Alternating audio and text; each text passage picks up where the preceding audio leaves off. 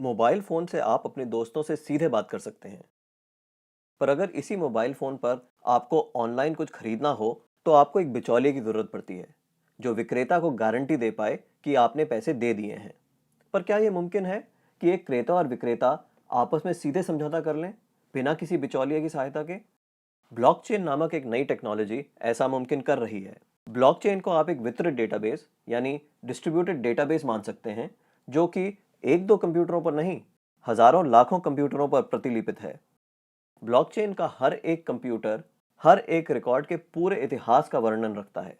यह database encrypted है, यानी हर एक रिकॉर्ड गोपनीय तरीके से दर्ज किया गया है।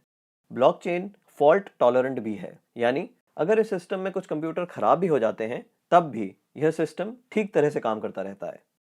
ब्लॉकचेन डेटाबेस एक सार्वजनिक बही खाता यानी पब्लिक लेजर है, जिसमें कोई भी नए समझौते या रिकॉर्ड को दर्ज करने के लिए कई सारे साझेदारों की स्वीकृति की जरूरत पड़ती है।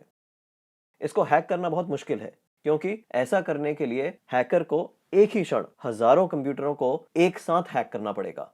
यह कारण है कि हम ब्लॉकचेन को एक सुरक्षित टेक्नोलॉजी मानते हैं। ब्लॉकचेन का पहला प्रयोग हुआ था 2008 में, जब बिटकॉइन नामक एक डिजिटल मुद्रा का आविष्कार हुआ। बिटकॉइन मुद्रा किसी देश, सरकार या बैंक द्वारा नियंत्रित मुद्रा नहीं है, यह एक डिजिटल मुद्रा है।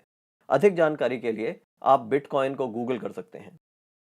केवल मुद्रा या पैसे से संबंधित प्रयोजन के लिए ही नहीं, ब्लॉकचेन का प्रयोग कहीं भी हो सकता है जहां पारंपरिक रूप से विश्वास, भरोसे या गारंटी के लिए एक बिचौलिए की जरूरत है। जैसे वह सभी सौदे जिनकी आज नोटरी पब्लिक या किसी सरकारी संस्था को पुष्टि करनी पड़ती है। मान लिया जाए कि आप एक मकान खरीद रहे हैं। आप चाहेंगे कि इस सौदे को सरकारी रजिस्ट्रार के यहाँ दर्ज किया जाए, ताकि आपको एक सरकारी दस्तावेज मिले जो साबित करे कि आप उस मकान के कानूनन मालिक हैं। पब्लिक रजिस्ट्रार केवल इस सौदे का एक सबूत दे रहा है, और ऐसी संभावना है कि भविष्य में पब्लिक रजिस्ट्रार का काम ब्लॉकचेन टेक्नोलॉजी कर दे, क्योंकि उसमें दर्ज सौदे की भी उतनी मान्यता होगी जितनी आज रजिस्ट्री सर्टिफिकेट की है। सार्वजनिक होने की वजह से इसमें घपले की संभावना भी कम होगी। ब्लॉकचेन टेक्नोलॉजी के उपयोग के कई और संभावित उदाहरण हैं। जैसे किसी सरकारी योजना के अंतर्गत यदि एक गरीब आदमी को कुछ वेतन मिलना हो, तो ब्लॉकचेन टेक्नोलॉजी से उसको वह रकम सीधे उसके मोबाइल फोन पर दी जा सकती है। या अगर किसी प्राकृतिक आपदा से ग्रस्त लोगों को नुकसान भरपाई करनी हो, तो उनकी सहायता राशि सीधे उनके मोबाइल फोन पर दी जा सकती है। इससे भ्रष्टाचार भी कम होगा।